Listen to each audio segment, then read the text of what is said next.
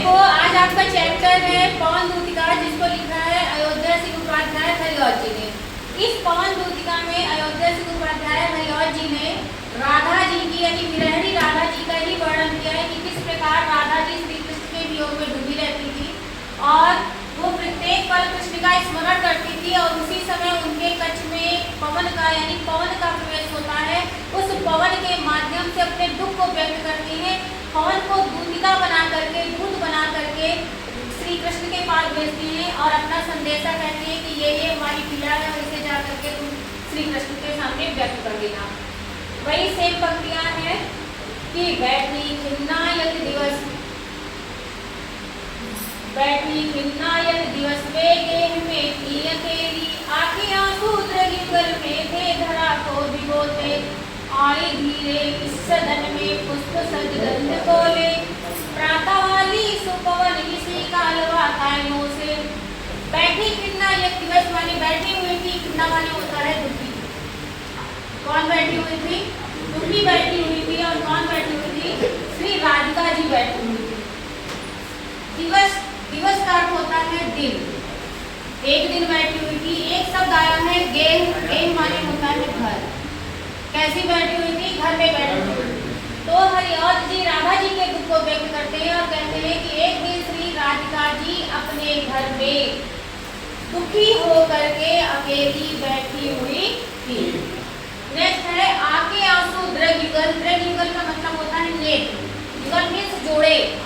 तो उनके नेत्रों से निकलने वाले अश्रु धरा को भिगोते। धरा माने होता है पृथ्वी। क्या होता है? पृथ्वी। यानी उनके नेत्रों से निकलने वाले अश्रु पृथ्वी को भिगो रहे थे।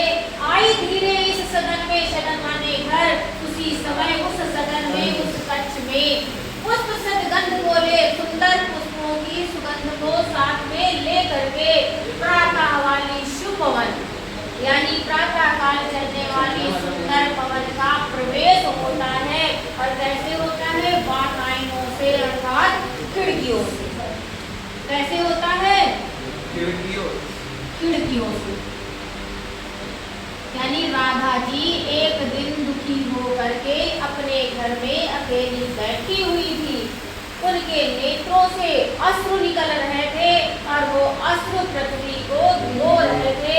और उसी समय धीरे से सुंदर पुष्पों की सुगंध को साथ में लेकर के खिड़कियों से प्रातःकालीन सुपवन का प्रवेश होता है। सुंदर वायु का प्रवेश होता है।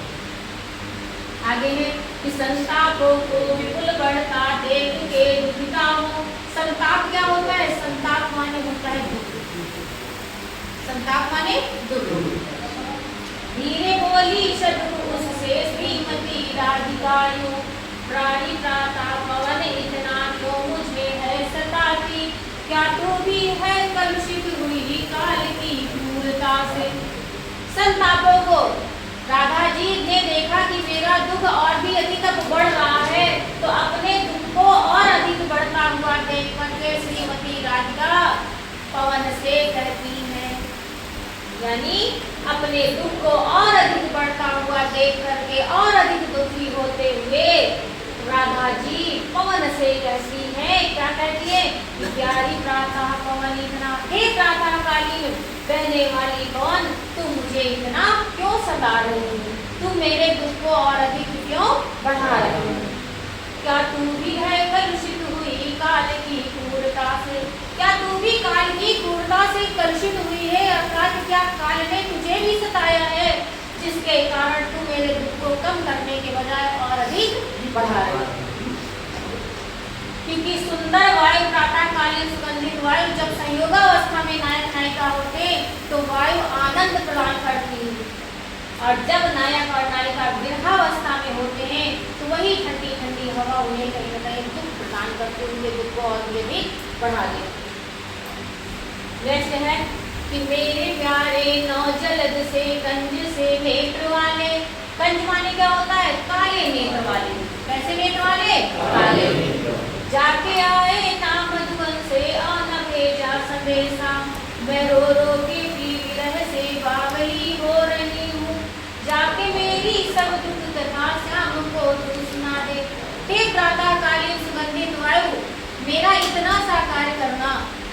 कि जा करके मेरे सारे दुख को मेरे प्रियतम श्री कृष्ण से जा करके व्यक्त कर देना। तुझे मेरा एक काम करना है, मेरा दूत बन करके, मेरी दूतिका बन करके श्री कृष्ण के पास जाना है और जा करके मेरे सारे दुख को उनके सामने व्यक्त कर देना। अब वो श्री कृष्ण की पहचान बताती है कि मेरे प्यारे नौजवान, मेरे प्यारे का, मेरी आराध, मेरे प्रियतम, मेरे श्री कृष्ण काले बादल के समान काले नेत्रों वाले हैं। मेरे प्रियतम काले नेत्रों वाले हैं और जाके आए ना मधुवन से। जब से वो इस मधुवन को छोड़ करके चले गए हैं तब से वो वापस नहीं आए हैं और ना भेजा संदेशा और ना ही उन्होंने मेरे लिए कोई संदेश भेजा। अब मैं रो रो के विरह से, मैं उनके वियोग में रो रो के बावली हो रही हूँ, व्याकुल हो रही हूँ। और जाके मेरी सब दुख कथा श्याम को तो सुना दे और जा करके मेरे सारे दुख को मेरे श्याम सुंदर के पास मेरे प्रीतम के साथ जा करके व्यक्त कर दे। हे पवन दुख का जाना और जा करके मेरे सारे दुख को मेरे प्रीतम के सामने तू सुना देना, उनके सामने मेरे दुख को जा करके व्यक्त कर देना। जैसे है कि जो ही मेरा भवन तजू अल्प आगे बढ़ेगी, जैसे ही तू मेरे भवन को त्यागेगी और थोड़ा सा आगे बढ़ेगी, शोभा वाली सुखद कितनी मंज तुझे मिलेगी। देखना तुझे सुंदर सुंदर सुख प्रदान करने वाली लताएं मिलेगी। अब प्यारी छाया मृदुल स्वर से, उसकी छाया और उसका मृदुल स्वर निश्चित है कि तुझे मोह लेगी। कि प्यारी छाया मृदुल स्वर में मोह लेगी तुझे, निश्चित है कि उसकी ठंडी ठंडी छाया, उसका मृदुल स्वर निश्चित है कि तेरे मन को भी मुक्त कर लेगी। तो भी मेरा दुख लग वहाँ न जा विश्राम लेना, तो भी उस समय उस सुख का अनुभव करना, लेकिन वहाँ पर जाकर के विश्राम मत लेना। तू मेरे दुख को याद रखना, वहाँ पर विश्राम मत लेना, क्योंकि तुझे मेरा एक कार्य करना है, मेरा संदेश मेरे प्रीतम श्री कृष्ण के पास लेकर के जाना। तो राधा जी हर बार कहीं न कहीं पवन भूतिका को समझाती है कि जैसे ही तू मेरे भवन को तज करके यानी छोड़ करके, जैसे ही तू मेरे भवन को छोड़ करके अल्प आगे बढ़ेगी, थोड़ा आगे बढ़ेगी, शोभा वाली यानी सौंदर्यशाली सुंदरता से युक्त कितनी ही मंज कुंजे मिलेगी, कितनी ही सुंदर सुंदर लताएं मिलेगी। अब प्यारी छाया, उसकी छाया कैसी है? बड़ी अच्छी है, बड़ी अलौकिक है। निश्चित है वो प्यारी छाया और उसका मृदुल स्वर तेरे मन को मोह लेंगे, लेकिन वहाँ पर भी तू मेरे दुख को याद करना, लग माने याद करना, वहाँ न जा विश्राम लेना, वहाँ पर जा करके तू विश्राम मत लेना, क्योंकि तुझे मेरा संदेश लेकर के मेरे प्रीतम के पास जाना। नेक्स्ट है कि थोड़ा आगे सरस रव का धाम शत पुष्प वाला, अच्छे अच्छे बहुद्रुम लता मान सौंदर्यशाली, प्यारा बंदा विपिन मन को बुद्धकारी मिलेगा, आना जाना इस विपिन में महाना न होना। और जैसे ही तू थोड़ा और आगे बढ़ेगी, क्या करेगी? जैसे ही थोड़ा तू और आगे बढ़ेगी, तुझे देखना एक सुंदर पुष्पों से युक्त एक धाम मिलेगा। तुझे क्या मिलेगा? एक सुंदर धाम मिलेगा। अच्छे अच्छे बहुद्रुम, वहाँ के बड़े लंबे लंबे द्रुम माने होता है पेड़, वृक्ष जिसको बोलते हैं, वहाँ बड़े लंबे लंबे सौंदर्यशाली वृक्ष है, सुंदर सुंदर लताएं हैं, प्यारा वृंदावन, प्यारा वृंदावन है। और निश्चित है कि वो भी तेरे मन को मुग्धकारी मिलेगा, निश्चित है कि वो भी तेरे मन को मुग्ध करेगा। आना जाना इस विपिन में, उस वन में आना जाना यानी वहां से गुजरना, लेकिन वहां पर मुग्ध मत होना, वहां पर मोहित मत होना, क्योंकि तुझे मेरा संदेशा लेकर के श्री कृष्ण के पास जाना। तो जैसे ही थोड़ा आगे बढ़ेगी, तुझे सुंदर पुष्पों से युक्त एक सुंदर नगरी मिलेगी, प्यारा वृंदावन मिलेगा, वहाँ के बड़े लंबे लंबे वृक्ष हैं, सुंदर सुंदर लताएं हैं। निश्चित है कि वो वृंदावन तेरे मन को मुग्ध कर देगा।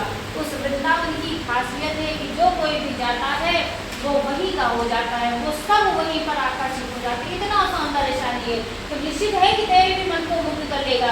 तो उस वन में, उस वृंदावन में आना जाना, लेकिन वहाँ पर मोहित मत होना, वहाँ पर मुग्ध मत होना, क्योंकि तुझे मेरा कार्य करना। नेक्स्ट है कि जाते जाते अगर पथ में क्लांत कोई दिखावे। क्लांत माने होता है दुखी। क्लांत कैसा? दुखी, यानी जो थकावट का मारा हो, जो दुखी हो। तो जाते जाते अगर पथ में क्लांत कोई दिखावे। हे पवन दूतिका, यदि तुझे चलते हुए मार्ग में कोई दुखी थका हारा राहगीर दिखाई दे तो जाके सत निकट उसकी क्लांतियों को मिटाना। तो उसके पास जाना और अपनी सुगंधित वायु से उसके मन को प्रसन्न कर देना, उसकी सारी थकावट को दूर कर देना। अब धीरे धीरे बरस करके गाढ़े उत्ताप होना। गाढ़ माने होता है शरीर, उत्ताप माने होता है गर्मी। तो धीरे धीरे उसके पास जाना और उसकी गर्मी को समाप्त कर देना। असद गंधों से, कैसे क्या करना? सुंदर गंध से, अर्थात सुगंध से उस श्रमिक जन का, उस थके हारे राहगीर का मन फिर से प्रसन्न कर देना, फिर से उसके मन को हर्षित कर देना। समझ में आया? ये राग यानी राधिका पवन दूतिका को समझाती है कि हे पवन दूतिका, यदि तुझे चलते हुए मार्ग में कोई दुखी राहगीर दिखाई दे, कोई थका हारा राहगीर दिखाई दे, तो धीरे धीरे उसके पास जाना, उसकी सारी थकावट को दूर कर देना। और जो गर्मी के कारण उसका शरीर बहुत व्याकुल हो गया है, अपनी सुगंधित वायु से उस थके हारे राहगीर के मन को फिर प्रसन्नता से भर देना।